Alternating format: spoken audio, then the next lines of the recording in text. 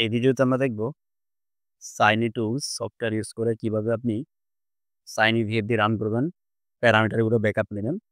So আমি first of all আমাদের এখানে Siny Tools সফটওয়্যারটাকে আমরা ডিপ করে ওপেন করব। নেক্সটে এসে আমরা এখানে ল্যাঙ্গুয়েজটা ইংলিশে রাখবো। নেক্সট এখান থেকে আমরা চুজ করব জেনারেল ইনভার্টার্স। মডেলটা আমাদের EM730 থাকবে। নেক্সট আসবো আমরা। প্রজেক্টের নেম দিতে পারেন একটা, কোথায় সেভ হবে সেটা আপনি আইডেন্টিফাই করে দিতে পারেন। সো আমরা এটা ডিফল্টে রাখলাম, রেখে আমরা নেক্সট আসলাম। সেখানে কম্বিনেশন 16 কিন্তু অটোমেটিক চলে আসছে। আপনার মাস্ট বি আমাদের আসলে এখানে যেটা লাগবে সেটা হচ্ছে ESP to RS485 কনভার্টার, যেটা আমার পাশের স্ক্রিনে দেখা যাচ্ছে। সো এখন আপনাকে অনেক সময় যেটা হয়, আমরা আসলে চলে আসবো আমাদের ডিভাইস ম্যানেজারে। আপনি কেবল কানেকশন করার পরে যদি আসলে এখানে দেখবেন যে আমার কম লেখাটা আসতেছে না, তখন আপনি বুঝবেন যে আপনার এই ড্রাইভারটা নাই, কেমন?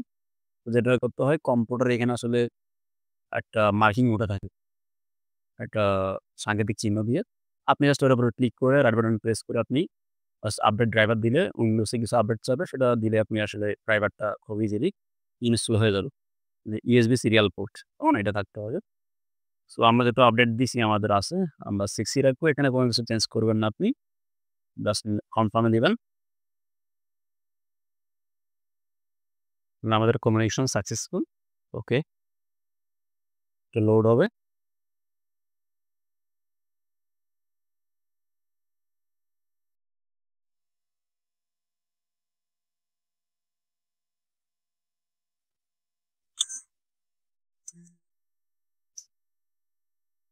ওকে,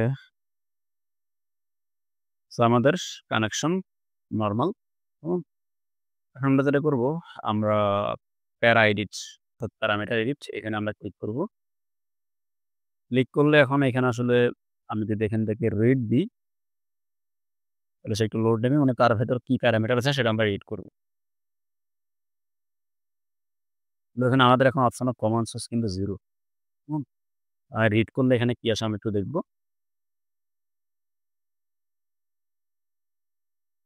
ওকে, ফাইন। তাহলে আমাদের কমন সোর্স এখন 0ই আছে। 0 মানে আপনি কিপ্যাড দিয়ে এটাকে অন অফ করবেন। সো এখানে একটা কিপ্যাড কন্ট্রোল আছে, যদি আমি এটা করতে চাই, তাহলে সে আমাকে বলতেছে আসলে আমাকে কিপ্যাড মানে কমিউনিকেশন কন্ট্রোল এটাকে গিয়ে এনাবল করতে হবে। কিভাবে? F00 2.02 তে গিয়ে। তো আমরা এই যে কমান্ড সোর্স এখানে ক্লিক করলে এখানে আরো কি প্যারামিটার আছে সেটা কিনা পাশে সুন্দর করে দেখাচ্ছে। 0 মানে কিপ্যাড কন্ট্রোল, 1 মানে হচ্ছে টার্মিনাল কন্ট্রোল, আর 2 মানে হচ্ছে কমিউনিকেশন কন্ট্রোল। তো আমি যেহেতু কমিউনিকেশন থ্রু দিয়ে কাজটা করতে যাচ্ছি, আমরা এখানে চুজ করে দিব অপশন কমান্ড সোর্সটাকে আমি যে প্রেজেন্ট, কারেন্ট কি আছে, প্রেজেন্ট কি আছে, ডিফল্ট কি থাকে, কেমন? Minimum max.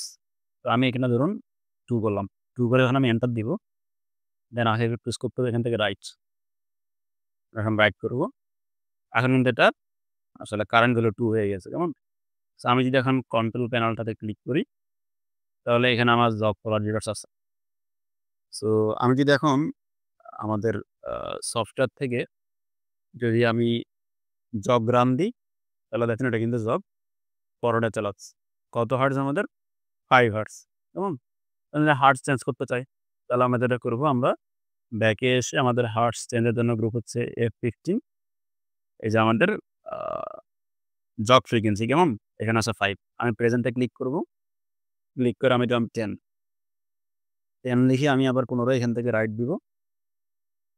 এখন যদি আমি কন্ট্রোল প্যানেলে আসি এবং যদি আমি জব রান দিই, তাহলে দেখুন আমাদের কিন্তু ফ্রিকোয়েন্সিটা 10 হার্টজ হয়ে গেছে, কেমন?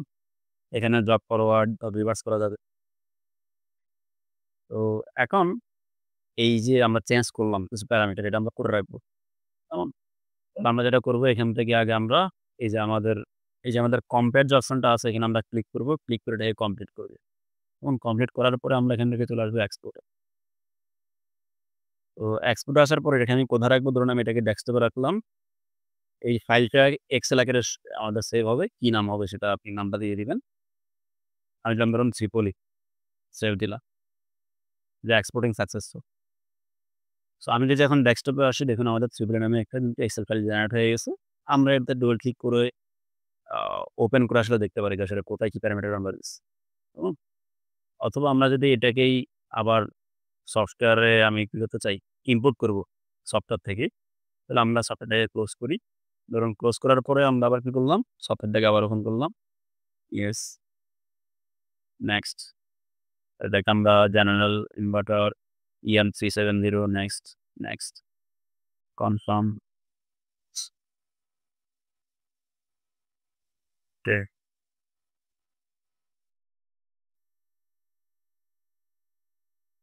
আমরা আবার প্যারামিটার এডিটে আসবো বা আমরা এখান থেকে প্রজেক্টে গিয়ে যদি আমরা ওপেন প্রজেক্ট দিই তাহলে কিন্তু আপনি এখানে আসলে ফাইলগুলা পাবেন না।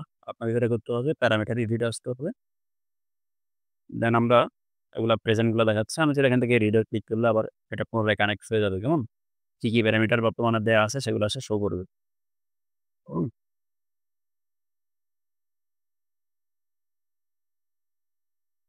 ওকে, এখন ট্রু আছে। আমি যদি ফ্রিকোয়েন্সিটা চেক করি জব ফ্রিকোয়েন্সি 15 তে এসে এখানে আমরা লাস্ট 10 দিছিলাম সেটা আছে।